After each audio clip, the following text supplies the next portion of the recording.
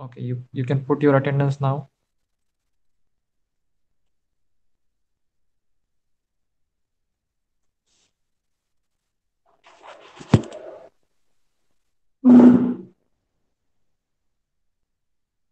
So our sixth chapter is almost finished.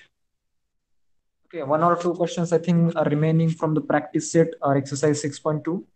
We're going to take them today, and we'll finish the sixth chapter today. Okay, so let me just go to the chapter, and then I'll present you the screen.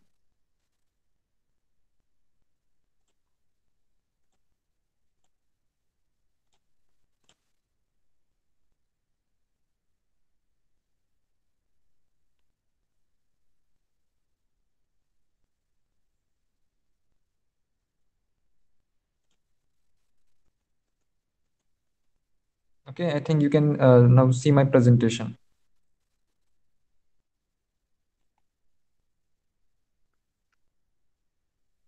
Yes.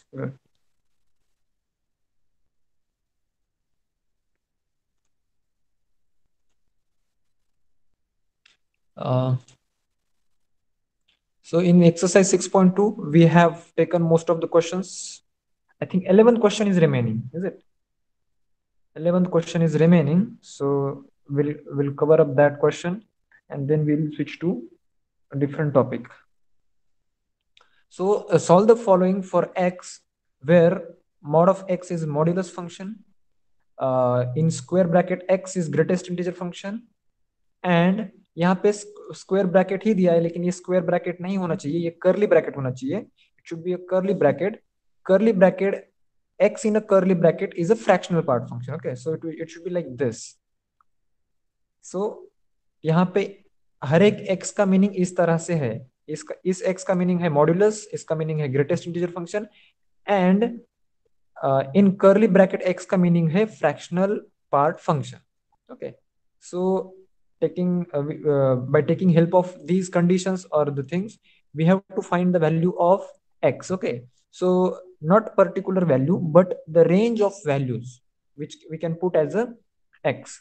So first function is mod of x plus 4 is greater than or equal to 5. Okay, I hope it is clearly visible to you. Yeah, so see, mod of x plus 4 is greater than or equal to 5. So देखो, ये जो function हमें दिया है, that is greater than 5 in positive part. ठीक है, so see, if I draw the coordinates like this, see, okay, and if it is x is equals to 0 is here, यहाँ पे x is equals to 0 है, तो ये जो function है, ये फंक्शन कहाँ पे लाई कर रहा है, that is greater than 5 means, see, if यहाँ पे positive 5 है, so ये जो फंक्शन है that exist in this region greater than 5. बराबर. तो अभी इसका मॉड्यूलस भी दिया है, मॉड भी दिया है, तो इसका मतलब क्या होता है, ये फंक्शन दोनों तरफ लाई करेगा. How, see, this is positive 5 greater than 5 है, तो यहाँ पे -5 के भी इस साइड में ये फंक्शन लाई करेगा. बराबर, हमने यही तो सीखा है ना, मॉड्यूलस का मीनिंग यही होता है. So this function lies in the range 5 to infinity and -5 to minus infinity. Okay, इस साइड माइनस इंफिनिटी होता है, इस साइड प्लस इंफिनिटी या फिर पॉजिटिव इंफिनिटी होता है. तो यही हमें यहाँ पे दिया है. So what we have to do, we have to find out the domain of the x, या फिर the set of values for which this function exists. Okay, okay, my voice is breaking. Is there a complaint from anyone else? बाकी लोगों को आवाज आ रही है? संकल्प is complaining like my voice is breaking. Okay, clear. ठीक है. You put yes. I think I thought my voice is breaking. What about you, Arya?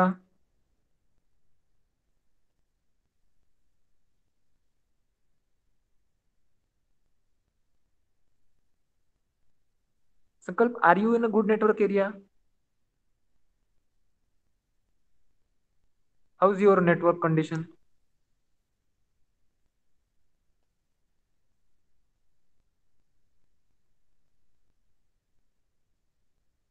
Little bit breaking. Okay. because I feel I'm in a good network area. My Wi-Fi is working fine, so there should not be the issue from my side.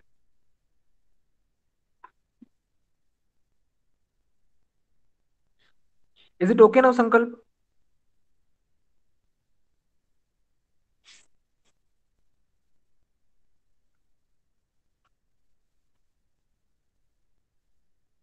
Students, Samir, Sankalp, Arya,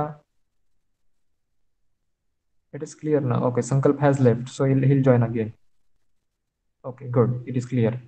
So देखो ये function. Okay, if बघा हे जे function आहे हे कुठल्या region मध्ये लाय करतं हे मी तुम्हाला सांगितलं बरोबर. तर आपल्याला आता एक्स ची रेंज फाइंड आउट करायची तर कशी करणार बघा.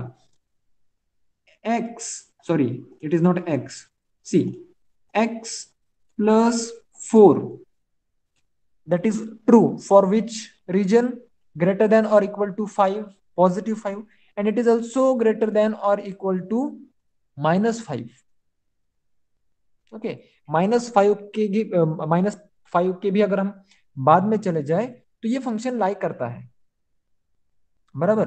सो एक्चुअल में अगर आप यहाँ पे मीनिंग लो इस पर्टिकुलर साइन का तो ये गलत होता है थोड़ा सा. लेकिन फिर भी आप समझने की कोशिश करो कि ये जो मैंने यहाँ पे साइन ड्रॉ किया है that sign does not show the equality और inequality. Okay so it just shows in which region the function lies. तो ये जो फंक्शन है ये फंक्शन लाई करता है +5 से right side and to the left side of -5. Okay so देखो यहाँ पे हम क्या कर सकते हैं इस 4 को हमें ट्रांसफर करना पड़ेगा. कहाँ पे ट्रांसफर करना पड़ेगा यहाँ पे भी इस साइड में भी करना पड़ेगा and we have to transfer 4 in this side also. So -5 -4 देखो यहाँ पे +4 है तो इस साइड में जाएगा तो -4 बन जाएगा. सो -5 -4 ये सिंबल मैं एज इट इज रख देता हूं यहाँ पे x and again this symbol as it is.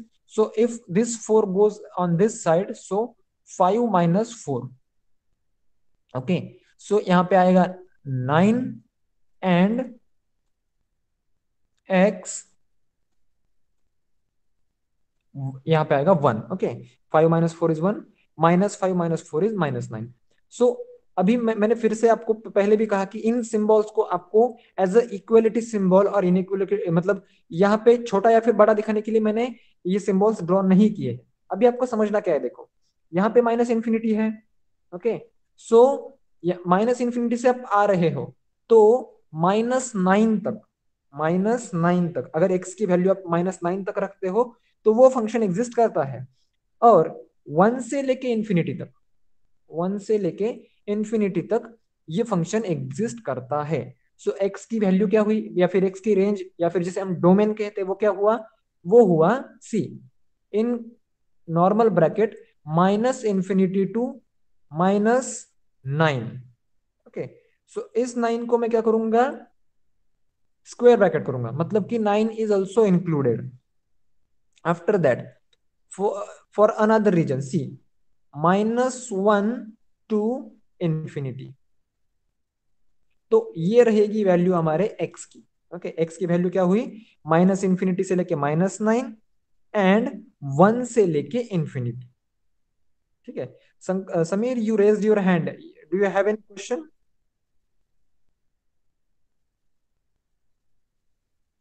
संकल्प I think you are still facing problem isn't it. Okay by mistake. Okay good.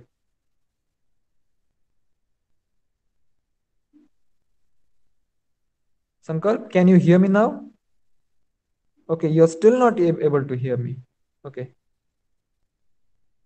so I think there is a network issue at your side is it.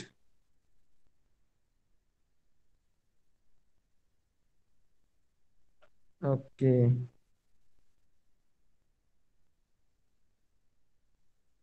Sankalp, can you hear me now? Sankalp which SIM card do you use. Sankalp कुठलं SIM card use करतोस म्हणजे नेटवर्कचा issue असेल तर you can try changing your SIM card.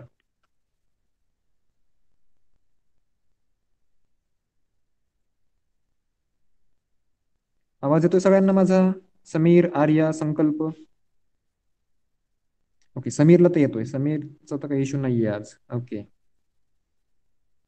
थोडासा issue आहे आर्याचा आणि संकल्पचा.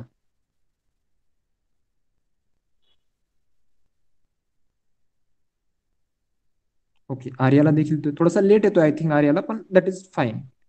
संकल्पला बिलकुलच येत नाही आय थिंक. ओके संकल्प, सी संकल्प, if you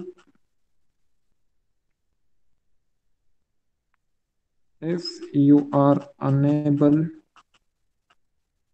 to hear me,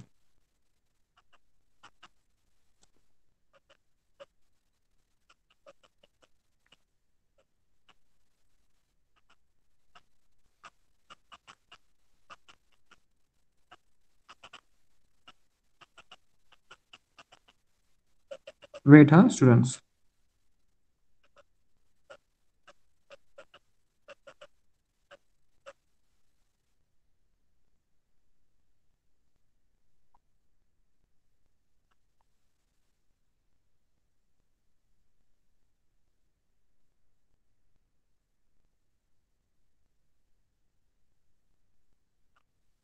Okay, Sankalp, this was for this message was for you. If you are unable to hear me, so you can please leave. Okay, and but don't forget to watch this lecture on YouTube. Okay, so कोई भी portion miss नहीं होना चाहिए, सब कुछ cover up होना चाहिए. सो चलो, तो हम लोग कंटिन्यू करते हैं. Now see the function b, that is x plus 4 plus x minus, sorry, mod of x minus 4 plus mod of x minus 2 is equals to 3. ये फंक्शन हमें यहाँ पे दिया है. Okay, okay, now you are able to hear me. Okay, that's good. ठीक है. So see this function, तो इस फंक्शन में हमें दो क्रिटिकल पॉइंट्स मिलेंगे. ओके, सो क्रिटिकल पॉइंट्स यानी क्या होता है, देखिए. सबसे पहले तो मॉड्यूलस फंक्शन की जब हम बात करते हैं तो आपको एक चीज समझ में आ जाना चाहिए. ठीक है, सी इफ आई से f of x is equals to mod of x. Okay, तो mod of x जब मैं बोलता हूं तो इसका मतलब क्या होता है कि द ग्राफ इज सिमेट्रिकल, दोनों साइड में सेम ग्राफ रहेगा. See if graph is like this, यहाँ पे x की वैल्यू 1 है तो y की वैल्यू भी 1 होगी. x की वैल्यू 2 है तो y की वैल्यू भी 2 ही होगी. ओके, सी सिमिलरली अगर यहाँ पे x की वैल्यू -1 भी है फिर भी y की वैल्यू पॉजिटिव होनी है. x की वैल्यू -2 है तो भी y की वैल्यू का क्या होनी चाहिए, 2 ही होनी चाहिए, और f ऑफ x की वैल्यू 2 ही होनी चाहिए. मतलब ये जो मैंने लाइन ड्रॉ की है ना, ये दो, so the graph should be symmetrical like this. Okay, and as we are saying it as a mod of x, so इसका जो स्टार्टिंग पॉइंट या फिर ओरिजिन रहेगा वो एक्चुअल में यही रहेगा. ओके, जो एक्चुअल ओरिजिन है वही रहेगा. So if we want to draw this graph, see अभी मैं इसको क्लियर कर देता हूं and I will try to draw the graph of this function. Okay, so ये फंक्शन का ग्राफ, तो मैं जो ग्राफ ड्रॉ करने वाला हूँ वो ग्राफ जो है वो रॉ ग्राफ है या फिर रफ ग्राफ है. ओके, ये हम एक्यूरेटली ड्रॉ नहीं कर रहे हैं, लेकिन सिर्फ हम इसे ड्रॉ क्यों कर रहे हैं, because we want to understand the critical points कि जहां से ग्राफ शुरू होता है. Okay, so see if like I draw our axis like this, or the x axis is this, okay, and this is y axis, this is x is equals to 0. तो देखिए x -4, तो ये जो x axis है, positive x axis है, इसमें से 4 subtract कर दिया गया है. Okay, so see 0 to x, तो इसमें से अगर हम 4 सब्ट्रैक्ट करेंगे तो ये जो ग्राफ है, for example if this is 4, तो हमारा जो ग्राफ है वो यहां से शुरू होगा. दिस ग्राफ x-4 का जो ग्राफ है इसका ओरिजिन ये रहेगा. तो यहाँ पे ग्राफ हुआ. Okay, this is a graph of x-4. Okay, so x-2 का ग्राफ क्या रहेगा, तो ये ग्राफ रहेगा. सी x-2 का ये ग्राफ रहेगा कुछ इस तरह से. तो हमें एक चीज पता चल गई कि हमें दो रीजन्स या फिर तीन रीजन्स यहाँ पे मिल रहे हैं. कौन से तीन रीजन, सी ग्राफ शुरू होने से पहले वाली एक रीजन है, जहां पे दूसरा ग्राफ शुरू हुआ है, उसके बाद की एक रीजन है, और इन दो ग्राफ्स के बीच की एक रीजन है। ओके, तो ये तीन रीजन में हमें यहाँ पे वैल्यूज मिल सकती है इस फंक्शन की अलग अलग। ओके, सो ये बात समझ में आना हमें बहुत जरूरी है, ठीक है। So I just erase all this things. तो हमें तीन रीजन्स तो यहाँ पे मिल गई। कौन सी रीजन्स मिली है? First region is when the value of x is smaller than two. See, x की वैल्यू जो है वो टू से स्मॉल है। अभी पॉजिटिव टू से स्मॉल की बात कर रहे हैं हम। Okay, see, x is equals to यहाँ पे minus, sorry, x minus two दिया है, तो एक्चुअल में ग्राफ शुरू होगा पॉजिटिव टू से, माइनस टू से नहीं होगा। ये कंफ्यूजन नहीं होना चाहिए, ठीक है। सी, आपको समझ में क्या लेना है? See, if this is zero, okay, so X axis में से चार यहाँ पे सब्ट्रैक्ट कर दिए गए हैं, मतलब कि ये चार छोड़ दीजिए और ग्राफ यहां से शुरू कर दीजिए। यहीं पे अगर x प्लस फोर दिया है, तो x प्लस फोर के लिए आप ग्राफ, ये x axis, complete x axis रहा, और उसमें फिर से चार यूनिट्स ऐड कर दिए गए, तो यहाँ पे ये ग्राफ शुरू होना चाहिए यहां से। ओके, सो ये चीज अगर आपको आती है तो आपको मॉड्यूलस के फंक्शंस या फिर मॉड्यूलस के जो एग्जाम्पल्स है वो सॉल्व करना आसान जाएगा।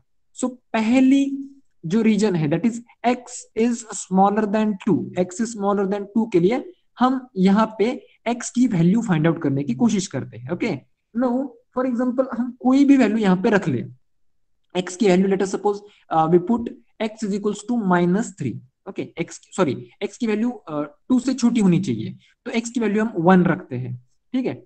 तो वन अगर यहाँ पे रखेंगे, see, x is smaller than two है, तो एक्स की वैल्यू वन है, तो यहाँ पे क्या होगा? थ्री होगा।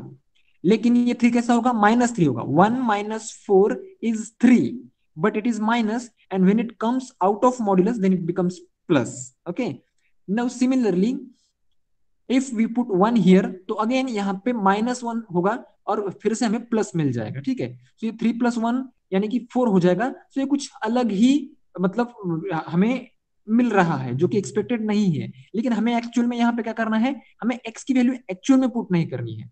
सी, if I write this function like this, हमें फंक्शन चाहिए, ओके, कि ये पार्ट पॉजिटिव होना चाहिए, ये पार्ट नेगेटिव होना चाहिए, या फिर पॉजिटिव नेगेटिव, ये हमें देखना है। ओके, हमें एक्चुअल में वैल्यू यहाँ पे रखनी नहीं है। सो अगर मैं एक्स की कोई भी वैल्यू रखता हूँ, ओके, सो एक्स की अगर मैं यहाँ पे कोई भी वैल्यू रखता हूँ जो कि दो से छोटी है, तो इस फंक्शन को हमेशा पॉजिटिव ही आना है। ओके, इस फंक्शन को हमेशा पॉजिटिव ही आना है। तो क्या मैं इसे ऐसा लिख सकता हूँ, फोर माइनस एक्स? अगर मैं फोर माइनस एक्स लिखता हूं, तो एक्स की आप कोई भी वैल्यू रख दो, एक्स की आप अगर आप कोई भी वैल्यू रख दो जो कि दो से छोटी है, तो ये फंक्शन जो है या फिर ये फंक्शन जो है, ये हमेशा पॉजिटिव ही रहेगा। कैसे? देखो, अभी एक्स की वैल्यू मैं यहाँ पे वन रख रहा था, बराबर, तो one minus four, one minus four becomes minus three, और माइनस थ्री का मॉड अगर हम लेंगे तो थ्री बनेगा। वही अगर मैं यहाँ पे वन रख दूं, तो ये भी थ्री ही बन रहा है। मतलब मैंने मीनिंग कुछ भी चेंज नहीं किया है। ओके, जब तक x की वैल्यू स्मॉलर देन टू है, तो ये जो मेरा स्टेटमेंट है, four minus x for this function is true. Is it? समझ रहे हो? सिमिलरली अगर आप यहां पे देखो, यहां पे भी अगर मैं ये प्लस का सिंबल मैं एज इट इज रख देता हूं, और इस सेकेंड फंक्शन को मैं लिख देता हूं टू माइनस एक्स, तो ये भी ट्रू ही रहेगा। सी, यहाँ पे अगर मैं वन रखता हूं, एक्स की वैल्यू दो से छोटी है, तो कोई भी एक वैल्यू रख दो, जीरो रख दो, कोई प्रॉब्लम नहीं। अगर मैं यहाँ पे जीरो रखता हूं, तो zero minus two is minus two, mod से बाहर आएगा तो प्लस टू बन जाएगा। उसी को मैंने इस तरह से लिख दिया कि टू माइनस एक्स, अभी एक्स की वैल्यू हम जीरो रख रहे हैं, तो फिर भी तो टू ही बच रहा है, ठीक है। सो हमने सिर्फ मॉड्यूलस फंक्शन को निकालने के लिए यहाँ पे चेंजेस किए। कहाँ पे चेंजेस किए? इनकी पोजीशन में चेंज किए, एक्स और जो वैल्यू थी उसके पोजीशन में हमने यहाँ पे चेंज कर दिया, ठीक है। सो ये फंक्शन बन गया like this. Okay, for the for all the values that are smaller than two, okay, so two से जो जितने भी स्मॉलर वैल्यूज है, उन सारे वैल्यूज के लिए ये फंक्शन वैलिड है। Now see, minus x becomes minus two x, and plus 2 and 4 becomes 6. 6 minus 2 is equals to 3. Okay, so ये 3 इधर आएगा, ये 2 इधर जाएगा, सो 2x is equals to 3. 2x is equals to 3. Is it? Yes, I think it should be. So x is equals to 3/2. देख लीजिए, मैंने कोई कैलकुलेशन में गलती नहीं की है ना, ये आप एक बार चेक कर लीजिए। ओके, सो ये 4 और ये 2 बन गया 6, और ये -x बन गया -2x, और ये 3 एज इट इज। ओके, ठीक है। सो 2x गया इधर, 3x आया इधर, सो 6 - 3 इज 3, आई थिंक। या okay, so x is equals to क्या आया, 3/2 आया। x इज इक्वल्स टू 3/2, ये एक वैल्यू हमें मिल गई। तो ये वैल्यू एक ध्यान में रखिए। Now let's come to the next region. अभी पहली रीजन हमारी कौन सी थी, 2 से छोटी वाली रीजन। अभी नेक्स्ट रीजन जो हमारी रहेगी, that will be x lies between 4 and 2, 2 is included. Okay, so इस रीजन के लिए देखिए, इस रीजन के लिए हमें क्या करना पड़ेगा। अब अभी x की वैल्यू हम कौन सी रख सकते हैं, या फिर 2 रख सकते हैं या फिर 3 रख सकते हैं, बराबर, आइदर 2 और 3। तो इसमें से अगर आप कोई भी वैल्यू यहाँ पे रखोगे, ये वैल्यू तो 4 से छोटी ही है ना, तो ये फंक्शन में 4 - x लिख सकता हूं, इस फंक्शन को। लेकिन इस फंक्शन की अगर हम बात करें तो इसे किस तरह से लिखना पड़ेगा, सी, अगर x की वैल्यू में रखता हूं 3, तो 3 वैल्यू अगर मैं रखता हूं तो 3 - 2 बिकम्स +1, दैट इज, मतलब कि मैं फंक्शन एज इट इज लिख सकता हूं, x -2 इज इक्वल्स टू 3 मैं लिख सकता हूं। इसमें मुझे चेंज करने की जरूरत नहीं है, इसमें मुझे चेंज करने की जरूरत नहीं है। क्यों जरूरत नहीं है, क्योंकि ऑलरेडी वैल्यू जो है वो 2 से बड़ी है, तो ये पॉजिटिव ही आना है, चेंज करने की जरूरत नहीं है। Okay, I hope you people are understanding what I am trying to tell you. Okay, अगर समझ में नहीं आ रहा है तो वैसे बताओ। तो ये रीजन के लिए देखिए, ये x और ये x कैंसिल हो गया, सो 4 - 2 इज इक्वल टू 3। तो 4 - 2 क्या होता है, 2 होता है। सो 2 इज इक्वल टू क्या आया हमारा, 3, which is not possible. Okay, 2 is equal to 3 नहीं आ सकता। इसका मतलब है कि ये जो फंक्शन है that is not defined in this region. इस फंक्शन के लिए कोई भी हमें x की वैल्यू नहीं मिलेगी फॉर दिस रीजन। ओके, तो अभी हमारे 2 रीजन हो गए। Now let's come to the third region. Which is the third region, बताइए। अभी मैंने बताया ना आपको, पहली रीजन कौन सी थी, when x is smaller then 2, ये थी हमारी पहली रीजन। दूसरी रीजन के लिए हमने फंक्शन को फाइंड आउट किया, दैट वाज बिटवीन 2 टू 4, 2 से लेके 4 के बीच में हमने देखा। अभी कौन सी रीजन बची है, who can tell, can you tell. देखो ना, ग्राफ ग्राफ ऑब्जर्व करो, मतलब आप लोगों को समझ में नहीं आ रहा है, आप लोगों के सर के ऊपर से बाउंसर जा रहे हैं। ओके, सी, मैंने क्या बोला था, हमारे पॉइंट्स कितने हैं, क्रिटिकल पॉइंट्स 2 पॉइंट्स है। यहाँ पे 2 है, यहाँ पे 4 है, ये मैंने बताया था। कैसे निकाला मैंने, इसी एग्जाम्पल में से निकाला। तो पहला रीजन हमने कौन सा लिया, सी, एक्स इज स्मॉलर देन 2, तो ये रीजन हमने ले लिया। ओके, इस रीजन के लिए एक्स की वैल्यू कितनी आई, 3/2 समथिंग आई। सिमिलरली सेकेंड रीजन भी हमने ले लिया, 2 से लेके 4 तक का। No, which region is remaining, third region ना, दैट इज 0 to 4 नहीं, 0 to 4 नहीं, समीर यहाँ पे गलती कर रहे हो। सी, ये 0 है ये हमें पता है, लेकिन 0 to 4 नहीं, 4 से आगे वाला region, x is greater than 4, 4 से आगे वाला जो रीजन है वो रीजन बचा है। Okay, this region is remaining. Okay, so yeah, तो अभी क्या करेंगे हम, x की जो वैल्यू है वो 4 से बड़ी रखने की कोशिश करेंगे। Now see, when x is greater than 4, तो x इज ग्रेटर देन 4 अगर रहेगा, तो मैं यहां पे बताइए x - 4 लिखूं या फिर 4 - x लिखूं, x - 4 या फिर 4 - x, मुझे यहाँ पे चेंजेस करने हैं, बराबर। फंक्शन x की वैल्यू अगर फाइंड आउट करनी है तो x - 4 लिखना पड़ेगा, क्योंकि 4 की वैल्यू जो है वो, सॉरी, x की वैल्यू जो है वो हमेशा 4 से बड़ी है।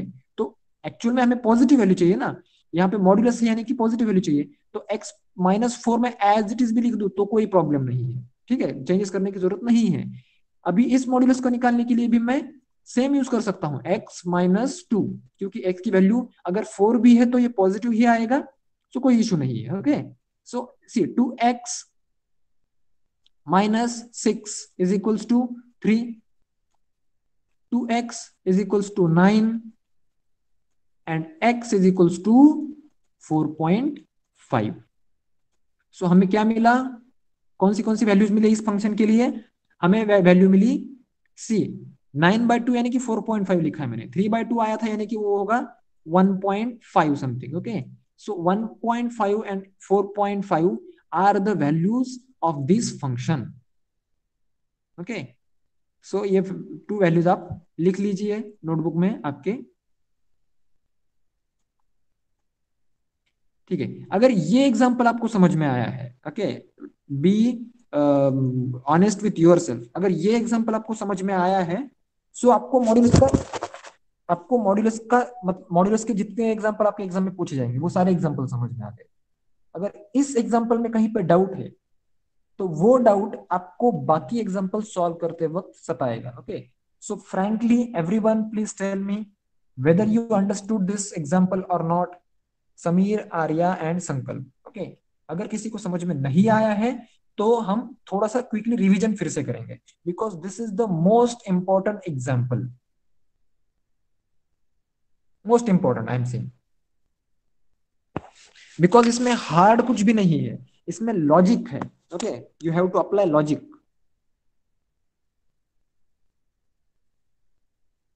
Okay, there is response from Sameer. Okay, good, clear, ठीक है।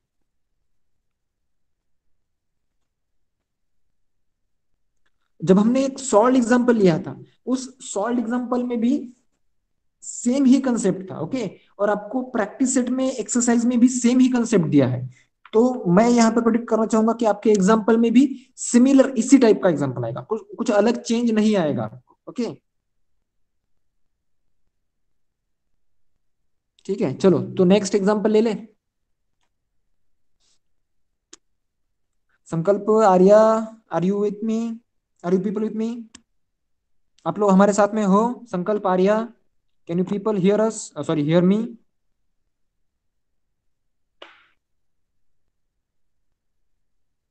Okay, good. So Arya, keep responding so that I'll know that you people are understanding and listening to me. Okay, ठीक है. So I hope Sankalp is also listening to me. So let's take this example. तो इस example में हमें क्या करना है कि x की वैल्यू फाइंड आउट करनी है, बराबर? तो देखो, this is quadratic equation, x square plus 7 mod of x plus 12 is equals to 0। तो हमें फैक्टर्स निकालना आता है, बराबर? तो अगर इस एग्जाम्पल के लिए मैं आपको बोलूं कि फैक्टर निकालिए, so what can be the factors? ऐसे दो नंबर्स जिनकी एडिशन 7 हो और जिनकी मल्टीप्लीकेशन 12 हो, what are the factors? 4 and 3, correct? 4 and 3 should be the factors. Okay okay okay okay Arya, fine, ठीक है। So what are the factors? x plus 4, x plus 3 are the correct factors, बराबर? ठीक है, but या x plus 3 and x plus 4 should be the factors, मतलब कि 4 और 3 है, ये इतना तो हमें पता चल गया। नो, मैं इसको लिखता हूं x square plus 4 mod of x, 4 mod of x plus 3 mod of x plus 12 is equals to 0। Okay, x square plus 4 mod of x plus 3 mod of x, ये मॉड ऑफ x से यहाँ पे मैंने close करना भूल गया मैं, plus 12 is equals to 0। Okay, so इस एक्स स्क्वायर को क्या मैं इस तरह से लिख सकता हूं? Mod of x multiplied by mod of x। Okay, mod of x multiplied by x आप नहीं लिख सकते, समझ रहे हो? Mod of x multiplied by mod of x आप लिख सकते हो, तो इसका मीनिंग भी क्या होगा कि ये भी एक्स स्क्वायर ही है, बराबर? सो इसमें से हम क्या कॉमन लेंगे? मॉड ऑफ x कॉमन लेंगे, मॉड ऑफ x आया कॉमन, तो फिर बचा क्या यहाँ पे? Mod of x plus 4, correct? And यहां से हम लेंगे 3 कॉमन ले लिया, तो अंदर भी फिर से क्या बचा? Mod of x plus 4 and that is equals to 0, बराबर? ये स्टेप आपको समझ में आ गई है ऐसा मैं मान के चल रहा हूं। सो क्या फैक्टर्स मिले हमें? फैक्टर्स हमें मिले x plus 3, okay, this is one factor, and the another factor is x plus 4, mod of x plus 4 is equals to 0. These two are the factors. Okay, so mod of x plus 3 is equals to 0, या फिर mod of x is equals to -3. बराबर, see mod of 3 is equals to -6. Is it possible? बताइए, mod of x की वैल्यू कभी भी -3 आ सकती है. Is it possible? यस और no?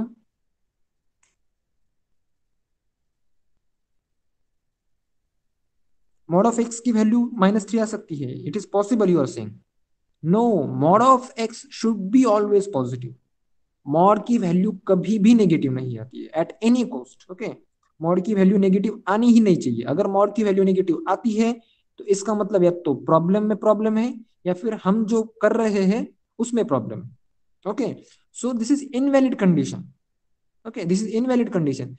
That means for this function x की वैल्यू कोई एग्जिस्ट करती ही नहीं है ऐसी. ओके संकल्प, ओके ठीक है, I adjust.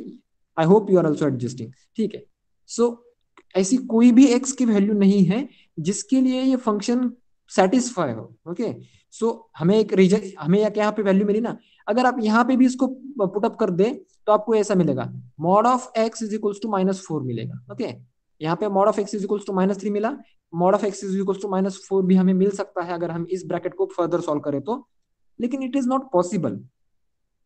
That's why there is no value of x for which this function exists. Okay, तो इसका आंसर क्या रहेगा? x की कोई भी वैल्यू एग्जिस्ट नहीं करती. ठीक है, x की कोई भी वैल्यू ऐसी एग्जिस्ट नहीं करती है. Now the third one is very very easy. mod of x is smaller than 3. mod of x is smaller than 3. तो x की कौन सी वैल्यूज हो सकती है? सी, अभी तो बहुत इजी है ना. मैंने यहां पे ड्रॉ किया y axis, this is x axis. अभी मेरा जो फंक्शन है वो कहां से कहां तक लाई कर रहा है? +3 से छोटा है मेरा फंक्शन, +3 से छोटा है. Okay, so it should be smaller than -3 also. बराबर, तो मेरा फंक्शन लाई कर रहा है -3 से लेके 3 के रीजन में. -3 से लेके 3 के रीजन में मेरा फंक्शन लाई कर रहा है. सो x की वैल्यूज कौन सी आ सकती है? -2 आ सकती है, -1 आ सकती है, 0 आ सकती है, 1 या फिर 2 या फिर से 3. मतलब कि -3 से लेके 3 तक. यस, ओके, -3 से लेके 3 तक वैल्यूज हमारी x की हो सकती है, कोई भी वैल्यू हो सकती है. समझ रहे हो? So this is the value of x, -3 से लेके 3. तो यहाँ पे मैंने स्क्वायर ब्रैकेट ड्रॉ किया है. स्क्वायर ब्रैकेट का मीनिंग क्या होता है? -3 and +3 both are included. Okay, now for e में देखिए, ई तो आप ही सॉल्व कर लोगे. बताइए ई की वैल्यू बताइए मुझे. ई की वैल्यू फाइंड आउट करने के लिए सिर्फ एक स्टेप का आंसर है.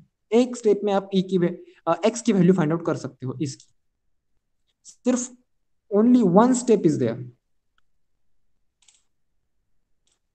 What is the value of x?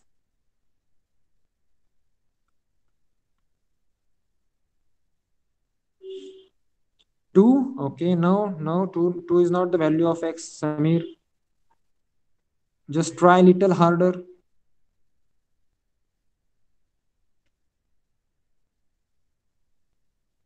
Arya, what is the value of x here?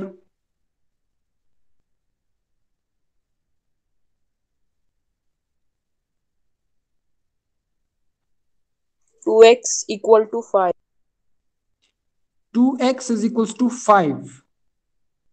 Okay, so that should not be the value of x again. ये तो हमें एक एग्जांपल दिया है ना. ठीक है, सी मॉड ऑफ एक्स में और एक्स में डिफरेंस आप समझने की कोशिश कीजिए. Okay, see mod of x को मैं यहीं पे रखता हूं, इस 2 को यहां पे ले जाता हूं.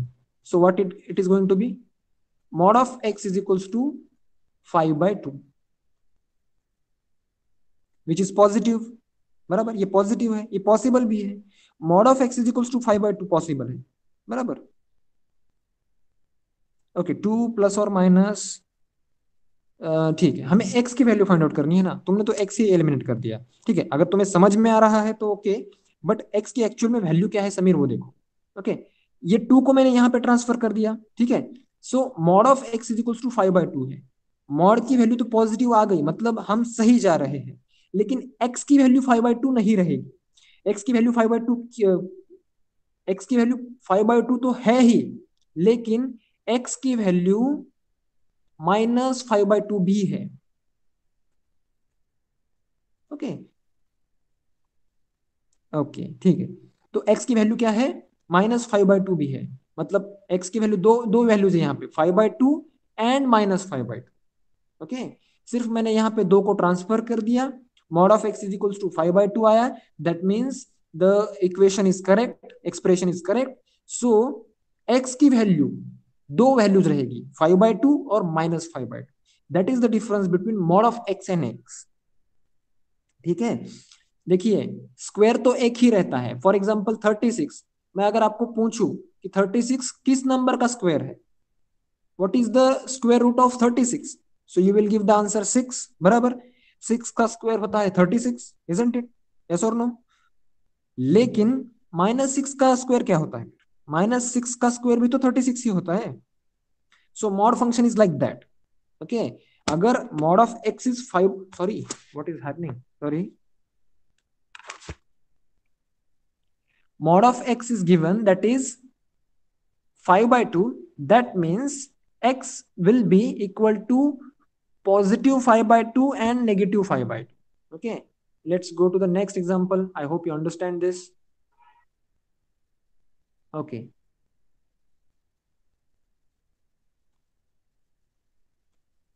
see, यहाँ पे स्क्वायर ब्रैकेट्स दिए गए हैं। Square brackets means what, greatest integer function. अभी समीर ने कुछ लेक्चर्स मिस किए हैं, आर्या को भी मुझे लगता है याद है नहीं है, Sameer I don't know about you also. Greatest integer function means what, अगर मैं इसको लिख देता हूँ 4.2, स्क्वायर ब्रैकेट में मैं 4.2 लिख देता हूँ, तो इसका मीनिंग क्या होता है एक्चुअल में, 4। फ्रैक्शनल पार्ट को भूल जाओ, सिर्फ इंटीजर पार्ट को पकड़ो, बराबर। 4 ही होगा ना इसका greatest integer integer function, isn't it, 4 ही होगा, करेक्ट। ठीक है, चलो, तो यहां पे देखो, x+x+x, 3 बार x को ऐड किया है, तो ऐसी कौन सी x की वैल्यू है जिसे 3 बार अगर हम ऐड करेंगे तो 9 आएगा। What is the value of x,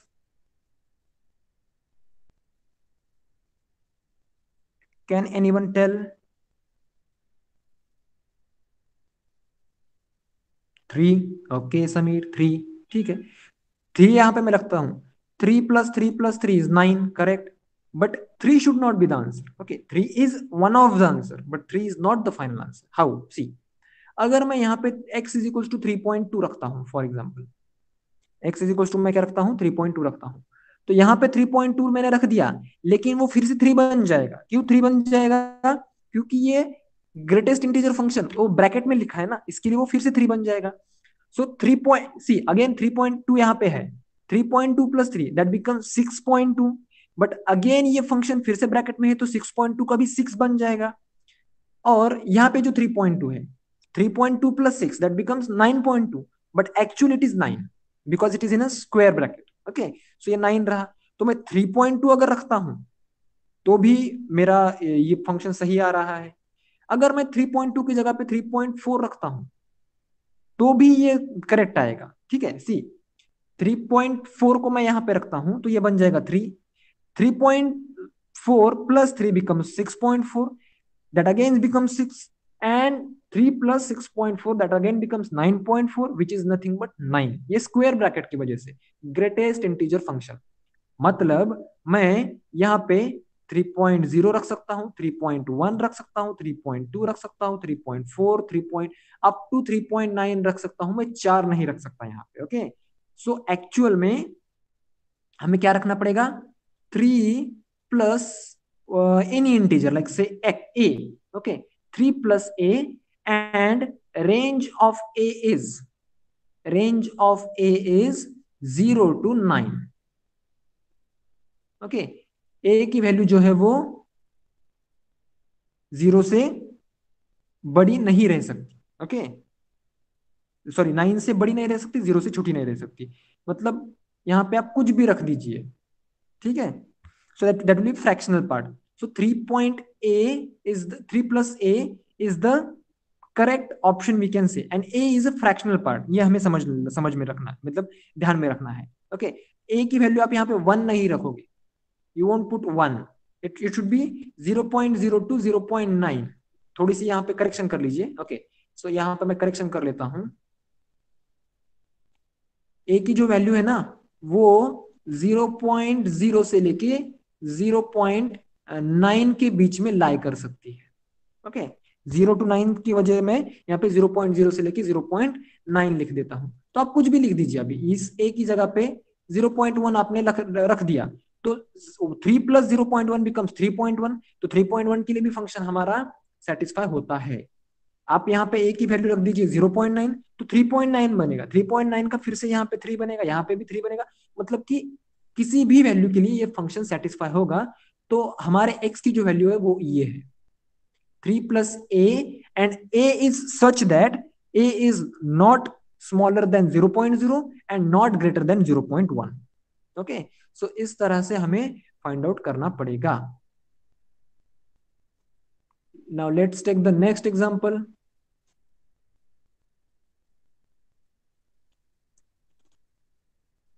integer or the fractional part function that is greater than 4. Okay, अभी फॉर एग्जांपल मैं यहां पे लिखता हूं 4.9, तो इसका आंसर क्या आएगा मुझे कोई बताएगा? सिर्फ इसका फ्रैक्शनल पार्ट निकालना है. ओके, फ्रैक्शनल पार्ट हमें यहाँ पे निकालना है मतलब निकाल के फेंकना नहीं है. We have to find out fractional part of this function. Confuse होने की बिल्कुल भी जरूरत नहीं, ठीक है. सो देखो यहाँ पे मैं Sir, ओके बताओ no answer. Sameer. Has no answer. Okay, it has no answer, but why it Sir, has no? हाँ, yes because yes. uh, uh, 0 is smaller to x than 1. Okay, what are you talking about this example? Can I write in chat box? Yes, please see.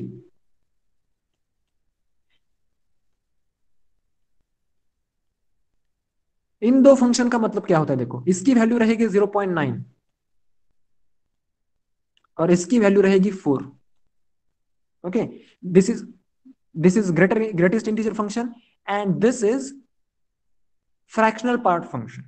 Okay, तो हम कुछ भी कर ले, whatever we do, fractional part function की value जो है वो 1 से बड़ी नहीं रह सकती.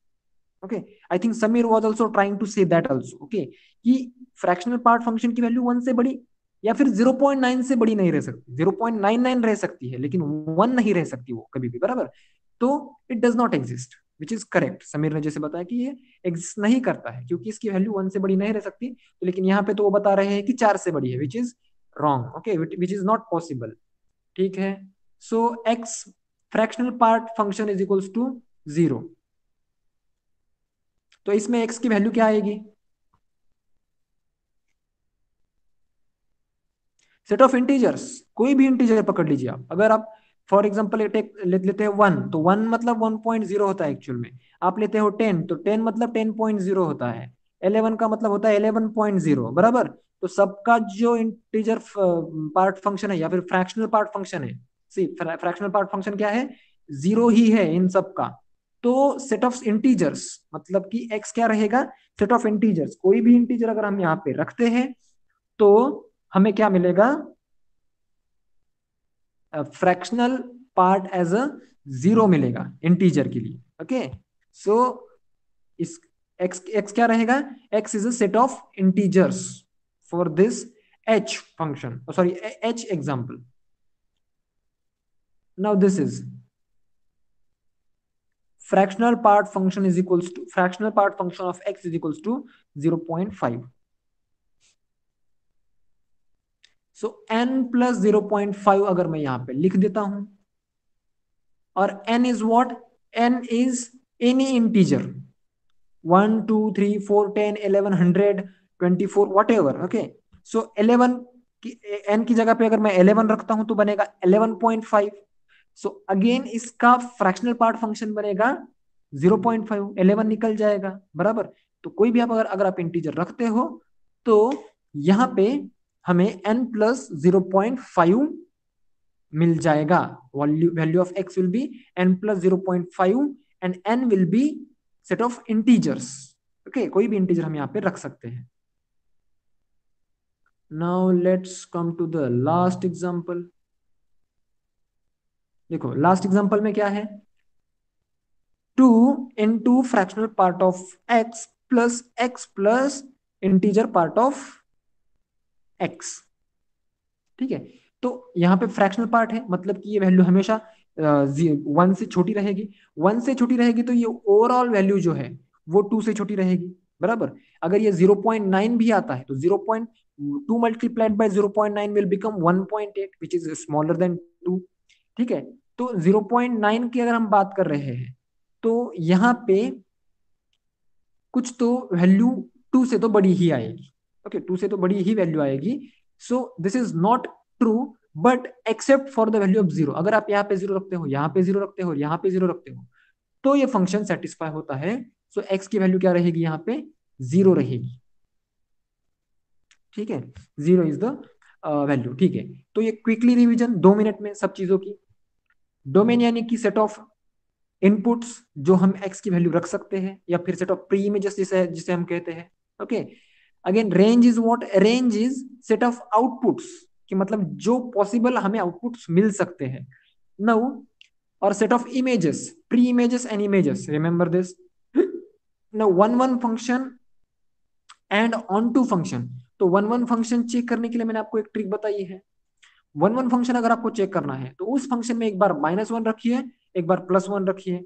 अगर उस फंक्शन की वैल्यू सेम आती है that means that function is not one one function.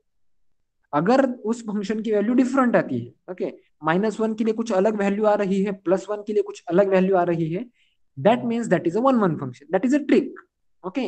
लेकिन आपको सॉल्व करते वक्त एग्जाम में ये जो कुछ स्टेप्स रहते हैं ना, ये स्टेप्स आपको लिखने पड़ेंगे, तभी आपको मार्क्स मिलेंगे। लेकिन एश्योरिटी के लिए मैं बताता हूं कि ये दो वैल्यूज आप रख के चेक कर सकते हैं। Now what is onto function? Onto function is function such that, see, if I write sorry, y is equals to x plus 2 by 5, okay. तो ये मेरा फंक्शन है, तो whether it is onto or not, how I can check this?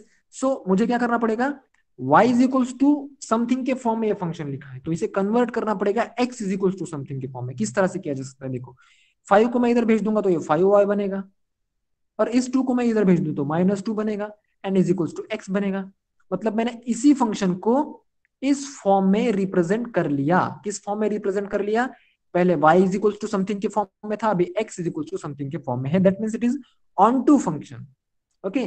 और inverse के लिए हमें सिर्फ क्या करना पड़ता है, y की जगह पे हम क्या लिखेंगे, यहाँ पे x लिखेंगे, और x की जगह पे f इनवर्स ऑफ x लिखेंगे। ये इनवर्स फंक्शन की बात है, ओके। ये थोड़ा सा अलग टॉपिक है, लेकिन हम यहाँ पे सिर्फ वन वन और ऑन टू फंक्शन की बात कर रहे थे। तो ये कॉम्पोजिट फंक्शन, इनवर्स फंक्शन, ये सब चीजें तो इजी चीजें, इसमें कुछ लॉजिकल थिंग्स नहीं है, ओके। तो यहाँ पे कुछ आपको फंक्शंस दिए गए हैं, उनके डोमेन और रेंजेस भी दिए गए हैं, okay. So just go through all these functions. They might help you in your exam. Okay. So please go through all these functions and try to solve this miscellaneous exam exercise 6. Okay. Try to solve as many questions as on this chapter, because this chapter is very very very important. Keeping in mind that you are going to appear in 12th exam as well as for degrees. Okay. तो degree अगर आपको करनी है, 12th में भी अगर आपको अच्छे मार्क्स चाहिए, तो function is the base. Function chapter सबसे बेसिक चैप्टर है, सबसे इजी एग्जांपल्स भी इसके आते हैं in the further classes, okay. 12th standard में आपको इजी एग्जांपल्स आएंगे। क्यों इजी एग्जांपल्स आएंगे? क्योंकि आपको ये जो फंक्शन चैप्टर की जो कंसेप्ट है वो हर एक चैप्टर में यूज करना है, लेकिन उस चैप्टर के पर्टिकुलर कंसेप्ट हार्ड रहेंगे, लेकिन इसका जो पोर्शन है वो इजी रहेगा। ओके, इंटीग्रेशन हुआ या फिर डेरिवेशन हुआ, ये सब चीजों में इन फंक्शन की जरूरत हमें पड़ती है। Now in the next class, mostly next class will be on, I think it will be tomorrow itself. Okay, I'll try to arrange tomorrow one class, and in tomorrow's class, or for next few classes, we'll take maths one. Okay, we'll pause maths two, because I want to cover up your determinant and what we can say, the probability chapter. Okay, two chapters are there that I'm going to take from maths one. Okay, so mostly we'll start with that chapter. Okay, matrices or determinant and matrix. Okay, so I think that's it for today. Bye bye, I'll see you in the next lecture. Okay, chalo, bye.